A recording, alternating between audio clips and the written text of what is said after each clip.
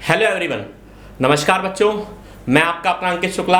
इस video session में आपको बताऊंगा कि कल जो नीट 2023 का एग्ज़ाम है उसमें आपको एग्ज़ाम यानी पेपर को अटेम्प्ट करने की क्या स्ट्रेटजी होनी चाहिए, क्या रणनीति होनी चाहिए। बच्चों, हालांकि अब कुछ बताने का समय नहीं है, बहुत चंद घंटे बचे हुए हैं आपके एग्ज़ाम के, समय बहुत कम है, आप खुद ही दबाव महसूस कर रहे होंगे। लेकिन बच्चों यकीन मानिए, आपने सुना होगा ना, कहते हैं एक हिंदी में कि दिल है कि मानता नहीं। ऐसे ही जब हम लोगों के मन में कोई विचार आता है और लगता है कि वो विचार आपको 1% भी या 0.1% भी वो सुझाव हमारा आपको फ़ायदा पहुंचा सकता है, आपके जीवन को बदल सकता है, आपको आपके लक्ष्य के करीब ले जा सकता है, तो हम लोग अब रोक नहीं पाते हैं और लगता है कि बता ही दें आपको। तो बस बच्चों यूँ ही समझिए, हम लोगों ने कुछ पॉइंट्स एनालाइज किए और लगा कि वो आपसे ज़रूरी हैं, एग्ज़ाम के पहले आपसे शेयर करनी चाहिए, ताकि आप वैसी गलतियां ना करें जो कॉमन लोग करते हैं। और क्या सही स्ट्रेटजी होनी चाहिए मैं आपको इस वीडियो में बताऊंगा। तो बच्चों, जैसा कि मैंने लिख रखा है यहाँ पर थंबनेल में, जानिए पेपर के लिए ज़रूरी स्ट्रेटजी। ठीक, तो सबसे पहली बात तो है बच्चों, सबसे पहला बच्चों के मन में एक डायलेमा रहता है, एक दुविधा रहती है, दैट इज सीक्वेंस। आप जानते हैं आपके नीट के एग्जाम में 3 सब्जेक्ट्स आएंगे, फिजिक्स, केमिस्ट्री, बायोलॉजी। क्या सीक्वेंस पहले अटेम्प्ट करना चाहिए? बच्चों सबसे बड़ी बात यहाँ पर यह है कि पहली बात तो हर बच्चे का अपना एक सीक्वेंस होता है। आपने जिस भी संस्थान में आप पढ़ते थे, जो भी अभी तक टेस्ट दिए हैं, उसमें जो क्रम फॉलो किया है, कोशिश करिए कल भी नया मत करिए, उसी क्रम को फॉलो करिए। यानी जो आपका प्रेफर्ड सब्जेक्ट हो, आपको लगता है कि मेरा ये सब्जेक्ट स्ट्रांग है, मुझे ये पहले करना चाहिए, तो जो आपको बिलीफ है उसी बिलीफ सिस्टम पर चलिए, कुछ नया मत करिए। ये एग्जाम भी वैसा ही नॉर्मल जैसा आप हमारे कोचिंग संस्थानों में टेस्ट देते थे, उसी तरह का सेम एग्जाम है, तो बिल्कुल मत घबराइए। लेकिन हाँ बच्चों, अगर आप मुझसे पूछेंगे कि नहीं सर फिर भी आपके अनुभव के आधार पर क्या स्ट्रेटजी होनी चाहिए, तो अमूमन बच्चे बायोलॉजी से स्टार्ट करते हैं, क्योंकि एक कारण है बच्चों को बायोलॉजी में इंटरेस्ट ज़्यादा होता, कैलकुलेशन कोई नहीं होती, और एक तीसरा फैक्टर है कि जब वो पहले बायोलॉजी अटेम्प्ट करते हैं तो काफ़ी सारे क्वेश्चन सही करके उनका एक विश्वास बढ़ जाता, और बढ़ा हुआ विश्वास हो तो भाई बड़ी बड़ी मुश्किलें भी आसान हो जाती, और फिजिक्स और केमिस्ट्री को फिर वो कॉन्फिडेंस से फेस करते हैं। तो ज़्यादातर बच्चों के लिए या ये हमारी सलाह है कि आप पहले बायोलॉजी अटेम्प्ट करें, और बायोलॉजी के बाद दूसरे नंबर पर आप अटेम्प्ट कर सकते हैं केमिस्ट्री, तीसरे नंबर पर अटेम्प्ट कर सकते हैं आप फिजिक्स। हालांकि मैं ये सीक्वेंस इसलिए बोल रहा हूं क्योंकि बच्चे ज़्यादातर मेडिकल वाले बच्चे फिजिक्स से डरते हैं। लेकिन अब अगर आपके बिलीफ सिस्टम को ऐसा विश्वास है कि नहीं आप फिजिक्स ही पहले कर सकते हैं, तो कोई ज़रूरत नहीं है, जो आपका सीक्वेंस था उसी को अपनाएं, जैसा मैंने पहले बताया। तो बच्चों हम लोग के हिसाब से आपके लिए प्रेफर्ड सीक्वेंस रहेगा, पहले आप बायोलॉजी करिए, दूसरा आप केमिस्ट्री करिए नंबर 2 पर, और तीसरे नंबर पर फिजिक्स करिए। तो सीक्वेंस की बात में मेरी सलाह तो आपको ये है।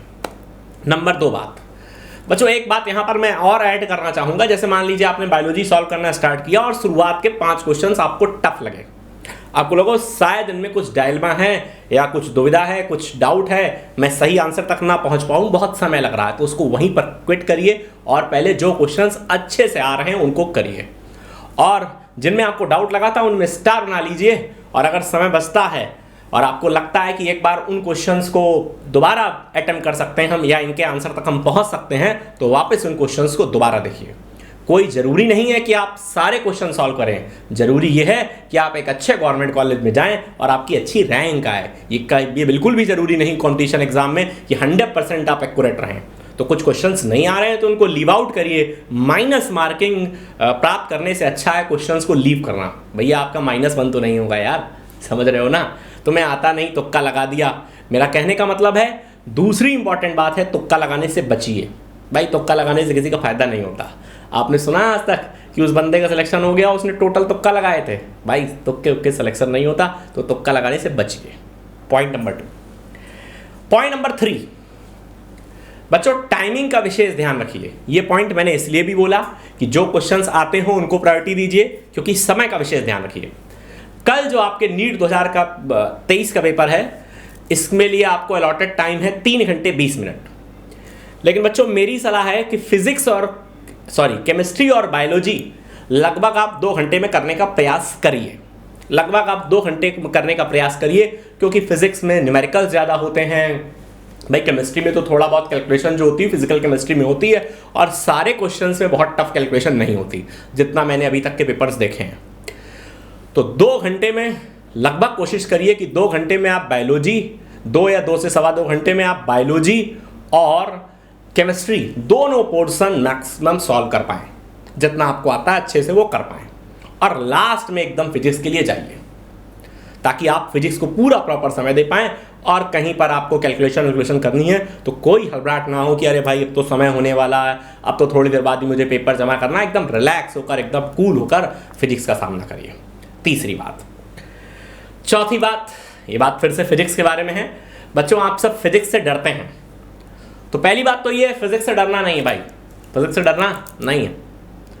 एक्चुअली क्या होता है, एक तो फिजिक्स थोड़ा बहुत टफ सब्जेक्ट है, टफ है मेडिकल के बच्चों के लिए, और कारण ये है कि जो आपका डर है वो सब्जेक्ट को और टफ बना देता है। ठीक, अगर आप निश्चिंत होकर एकदम आराम से रिलैक्स मूड में सामना करेंगे तो यकीन मानिए पेपर आपको उतना टफ नहीं लगेगा। 50 क्वेश्चन यार कल तुम्हारे फिजिक्स के पेपर में आने हैं, या तुम पिछले प्रीवियस ईयर के पेपर्स देख लो, 45-50 क्वेश्चन तुम्हारे पेपर में जो आने हैं, चूंकि अब ऑप्शंस रहते हैं इधर 1-2 साल से, तो 50 क्वेश्चन आने हैं भाई। उसमें से जो टफ क्वेश्चन है ना वो 15 ही होते हैं। कितने? 15-17 क्वेश्चन ही टफ होते हैं। तो भाई तुम उन 15-17 क्वेश्चंस को टफ को देखकर तुम पूरे पेपर को टफ मान लेते हो। अरे यार 3500 सही करो, जो एकदम फॉर्मूला बेस्ड क्वेश्चंस हैं, जो एकदम थ्योरेटिकल क्वेश्चंस हैं, है ना, जिनमें बहुत लंबी चौड़ी कैलकुलेशन नहीं, बहुत ज़्यादा मल्टीपल कॉन्सेप्ट्स नहीं, वो तो तुम कर सकते हो। तो क्वेश्चन का सिलेक्शन, चौथा पॉइंट, खासकर फिजिक्स के लिए।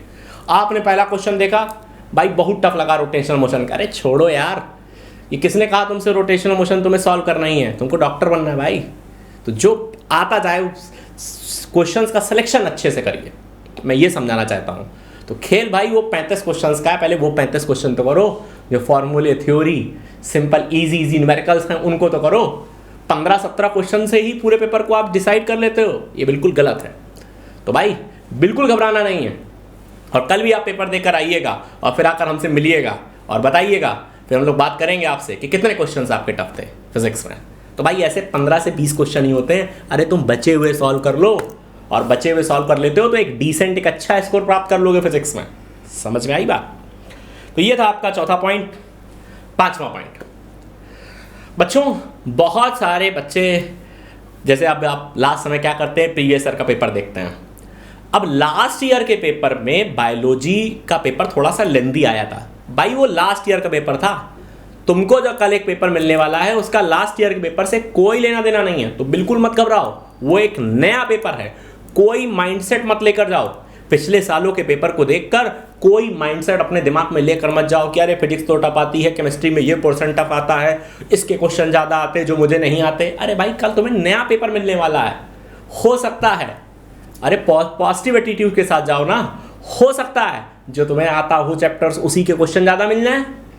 समझ रहे हो बात? तो घबराना क्या है यार, जिस चीज़ को तुमने अभी तक देखा ही नहीं, जिसका सामना ही नहीं करा, उसका हुआ बनाने से क्या फ़ायदा।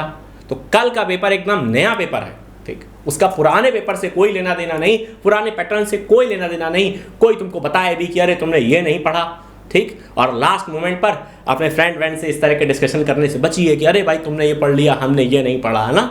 लास्ट मिनट का फियर बहुत गड़बड़ होता है। पता चला एग्जाम हॉल के बाहर तुमको कोई मिल गया और उसने कहा अरे भाई इससे तो 5 क्वेश्चन आते हैं यार, तुमने यही नहीं पढ़ा।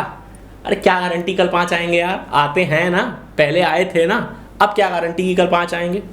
तो हर साल का पेपर एकदम नया पेपर होता है, उसको एकदम बिल्कुल फ्रेश माइंड के साथ जाइए, किसी तरह का तनाव महसूस मत करिए।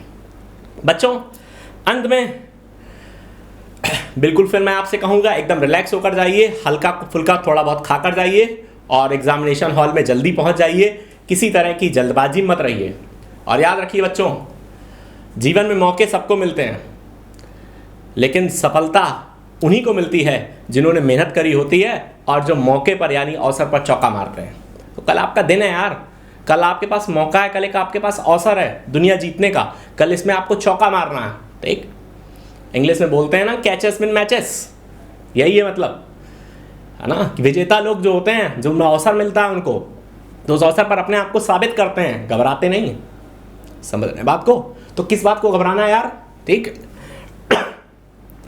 कहते हैं ना, मंजिल मिले ना मिले ये तो मुकद्दर की बात है, पर हम डर कर